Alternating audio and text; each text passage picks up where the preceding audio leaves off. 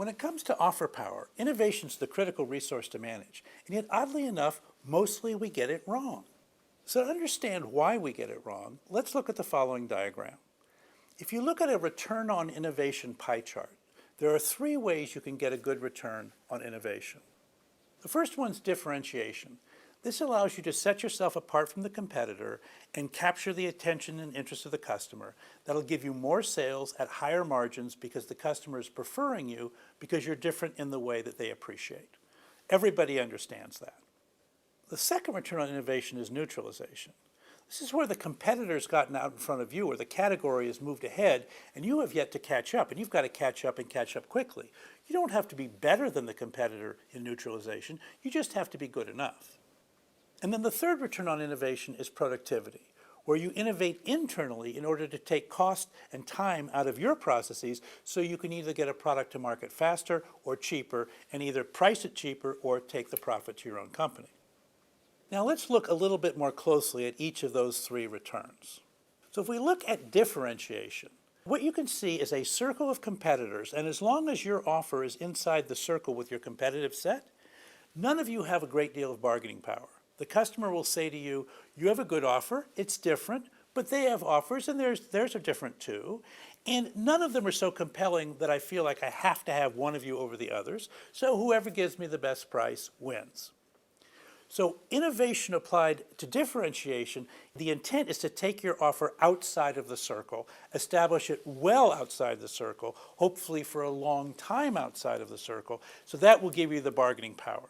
The idea is to take whatever crown jewels you have that are unique to your company, put them into your offer in a way that will be very hard for a competitor to catch up. This is what they mean by sustainable competitive advantage.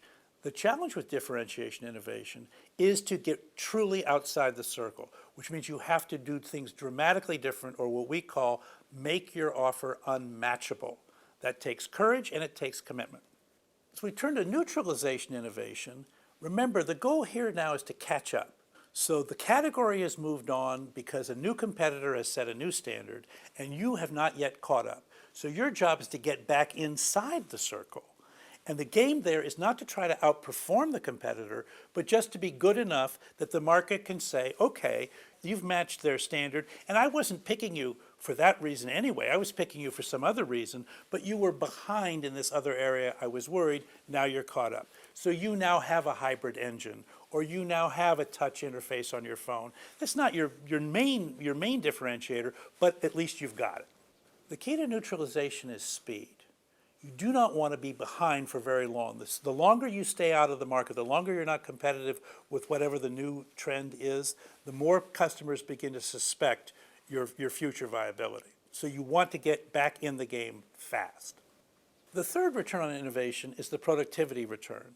Now here what's happened is because many competitors have come into the category, pricing has gotten much more competitive and it's deflated. And now your cost envelope is no longer competitive with where the category is migrated. And you have to be innovative inside your own company to find ways to take cost out of the system, either to pass on as a lower price or to maintain the profit margins that your business model needs. So the key here is to cut deep enough in the areas that really affect the core costs of the offer. So as you can see from these diagrams, there are three very different playbooks at work in the innovation sphere. One around differentiation, one around neutralization, and one around productivity. These three playbooks have different metrics that are playing out to different ends, and they do not combine well. And yet that is what most people do in product releases. They will put together a product release that has differentiation objectives, neutralization objectives, and productivity objectives all in the same release. And this creates conflicts that result in suboptimal returns. In fact, this is where most innovation gets wasted. Because if you're going to achieve a differentiation objective, there is no schedule. You're not done until you are truly beyond compare, and that is a very, very difficult goal line to say when you're going to get there. By contrast, neutralization objectives must get into the market very, very quickly in order to keep you competitive with the rest of your competitive set. So the scheduling of neutralization should be on a very quick cadence, whereas the scheduling of differentiation has to be whenever it's ready. Sort of ship no wine before it's time. Contrast those both with productivity objectives, which are internally focused and which take attention away from the marketplace and put them on your own internal processes. And again, the people that are good at leading productivity innovations are not the kind of people that are particularly good at either differentiation or neutralization. So you have three playbooks, three frankly different kinds of leaders, three different cadences.